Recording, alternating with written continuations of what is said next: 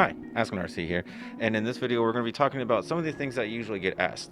I usually get asked like, what is the best rate that you should go into, what rate's good for me, what should I do when I go to shore duty or to sea duty, and then what could I do when I get out of the Navy. And in a sense, we're talking about how to make money, right? We're trying to improve into the military so we can move up, be successful, make money. What do I do when I get out of the military and make money? And what are some things you can do when you're in the military to make money? So moving up in that sense can actually be quite easy. And one of the things that you want to talk about is the Navy ladder.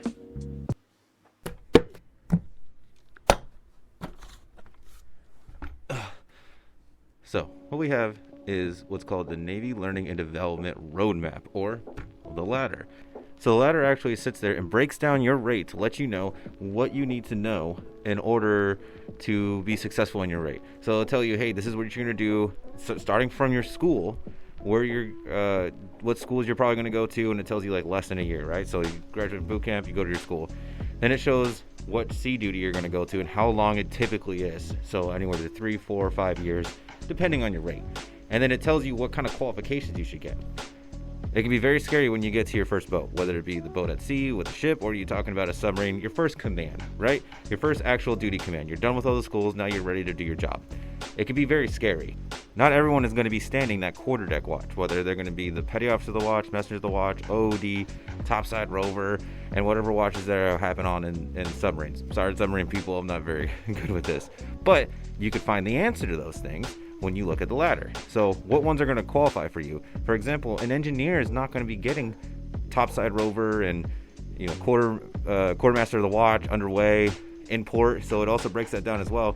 Import underway watches. So the engineer is going to be working with the engine. So they're going to be working inside the skin of the ship. They might do sounding and security watch, or they might start working more on DC quals. But if you look at your ladder, it'll show you these are the qualifications they expect you to get while you're here, or while you're at your first command, and according to your rate. This is what they kind of see or expect of you when it comes to being successful in your job. So when it comes to if you're going to stay in for a long time and you're going to try to go for chief, well, they're going to look, what have you completed in your ladder? Now, not everything can be completed in your ladder. They understand that. There might be someone who can go on any type of ship. So you might have a watch that's on one ship that's not on another ship. So you won't be able to get that qualification. But if you focus on the ones that you can get that are on your ship, they'll show that you got those. So after you're done with your sea duty, it goes on to your shore duty. What are you going to do at shore duty? What shore duty commands should you get? Well, if you're trying to stay in, you should probably look at the ladder again. It'll show you, hey, you should probably go to this kind of command, or you should go to this kind of training facility. Everyone's going to say RDC on theirs. It's funny. Everyone says RDC's on there. There's probably a few that don't. I'm not going to look at every single one of them. There is an extensive list. It shows everybody's rate, and it shows what to expect and what you want to do if you're looking to stay in and, make more money by moving up in the ranks. You're trying to figure out what's best for you, where you should go for your first shore duty, your second sea tour, all that. This is what they're going to be looking at on the board to make chief, if you're trying to stay in and is enlisted and try to make chief.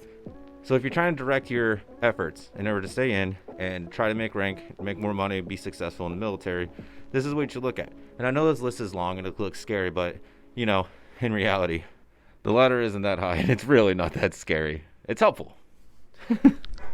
That's a dumb bit. Now, moving outside from there, what are you going to do if you want to get out? Say you do the full 20. Cool, you got a paycheck. What are you going to do afterwards? Most of those people already have those answered, to be honest. But let's say you're only going in, and you're going in for, you did one tour. You did 4 years. There's a lot you can do with just those 4 years. Now, I always tell my sailors that get out, hey, look for a contract job. They're saying, no, I don't really want a contract job. I'm done with the Navy. That's totally fine. What I'm saying is, though, being in the military in general usually opens up a door that civilians have to work either very hard to or just aren't open to them, because you have a unique talent that's being in the military. If you serve successfully in the military, as in you just don't get kicked out. You come in, you do your tour, and you do the normal processing now. You didn't go to MAST or something like that and get kicked out. You have a lot in your pocket already. What you're going to do is now you're going to tell people right up front, hey, I'm someone that can show up every time, every single day, looking good, being professional, and I can do a job and I do it right. And I already have leadership skills. even if you only in for 4 years, you get as an E3, you were probably in charge of some small program, and that's management skills right there. You're showing people the same thing you show when you go to college. When you go to college, you're showing a company, not only do you have the knowledge and expertise for that, but you also have the dedication for 4 years to show up every single day and accomplish tasks.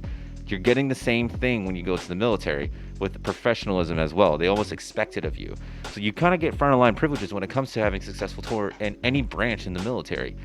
Now, if you're going in, you have some sort of specialized rate, and all rates are kind of specialized, to be honest, because we do a lot of things in the military that just we don't do in the civilian world. We do some things that we do in the civilian world as well, but you take that rate and you can get some sort of special contract out of it. Like you're saying, I hear you, just like my sailors, hey, ask an RTC, I don't want to. When I get out, I want to get out. I'm done with this stuff. That's totally fine. Use your GI Bill, do that career path that you want to do. Hey, I just want to do 4 years and then just to do my time and get out, or this is just to get me square and I could, cool. Glad for it. I'm really happy, and I hope that really works for you. Honestly, I do. But what if it doesn't? What's your backup plan? So I always say, hey, make sure you are talking to these technical representations, these tech reps that come on board, contractors that come on board. They're coming on board because they get paid a job to do that either you need help with or you can't do legally because of the Navy. You bet your butt they're getting paid top dollar. So, which is super great, because then if you have a line in with those people, make friends, make some contacts, social networking, LinkedIn, Facebook, it doesn't matter. What you can do is, if you have a hiccup or you have some sort of problem with your goal that you want to do when you get outside of the Navy, you have this whole other venue that you can be going into as a backup. Hey, I know a lot of people that go and do contractor jobs just to make sure that, because a civilian job is not as crazy hectic in times as it is in the military. Because in the military, you go on deployments, you lose that social networking. You can use your contracting job to do what you want to do, make that money, and move forward in your plan, so that then when everything is set up and aligned, you can get out and go do that career path you want to do. I know some people that do both. I know people that want a career path, did that, and they're like, oh, you know what? Actually, this contracted job is pretty easy and it pays well. Cool. Whatever works for you, but it's in that back pocket for you if you need to call upon it. So how do you go about that? Like I said, social networking. And where you talk about social networking, you talk about Instagram, Facebook, LinkedIn, Twitter, all that stuff. I'm talking about social network as in just meeting people as well. You meet those people, just talk to them, get their cell phone number. You don't have to take them out to dinner or anything like that. Talk to these people, see what it's like to work for them, see what their pay is. If they won't tell you, most contracting jobs, you could just Google this stuff and they'll show you what your base start pay is. There's a lot of people knock on boatswain's mates a lot. I love them. Most of my best friends are boatswain's mates, but they say, oh, those are the ones that just do hard work. Once again, with the previous statement, that's huge. That shows that you're willing to do hard backbreaking work and you'll get the job done in a very stressful environment. But boatswain's mates actually get unique skills as well, that when they go and they get out, I know a boatswain's mate that only served for 5 years, and he gets paid $100,000 a year now doing a contract job. There is always a specialization you can do with the knowledge you learned from the Navy that'll help you make a lot of money outside of the Navy as well. So using those is great. So the social networking, I'm part of multiple Facebook groups that only hire people in my field as soon as they get out, and they just bug you. Hey, when you get out? When you get out? Every time I re-enlist, I get hit up with people. Hey, when you get out? Because we want to hire you. These jobs are always going to be available, and you do that through networking. So LinkedIn is also a good one. People a lot of looked at LinkedIn. I have a LinkedIn account. I really don't touch it, but it's good to have and just kind of update it. You update your qualifications. If you go to Navy Cool or U.S. military jobs or USA jobs, there's a lot of things that you can just specifically put in what your rate was, and it will just populate this list of, hey, we're looking for people who used to do this job. And it just blows up with all these opportunities. Not all of them are going to break the bank. Some of them start off at like $45,000 a year, which, once again, it's a good fallback. But some of them do actually start off at like $130,000 a year to someone who's only been in 4 years. Obviously, the longer you're in, the more you're going to be able to, set up a more baseline pay. But these are things that people don't really talk about. If you want to get in the military and then get out and start your thing, I'm all for it. Just make sure you're doing it the right way, and you can make a bunch of money by just, being good at your job and getting out, and then telling people you're good at your job, and you have these evals that show it and the qualifications that show it by following your ladder.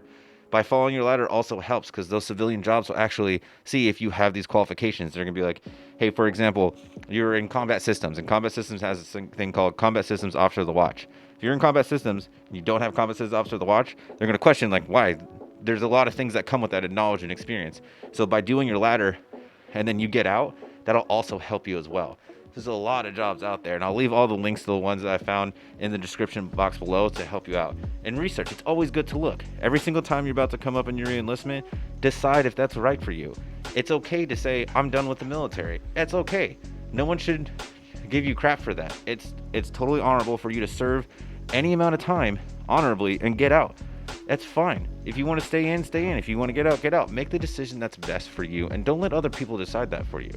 Make that educated decision that affects you and your loved ones the best. That's going to help you. Hope that answers your questions about what you should do as far as how to make money in the Navy. Outside the Navy, you have to follow it on, and what rates you want to choose. The ladder will show you what kind of progress you're going to have and where you're going to be going to, and kind of give you an idea of what your career is going to look like. So maybe that'll help you decide what rate you want to go to. And I hope that answers questions about that. If you have any other ones, leave in the comments below. Hooyah Navy.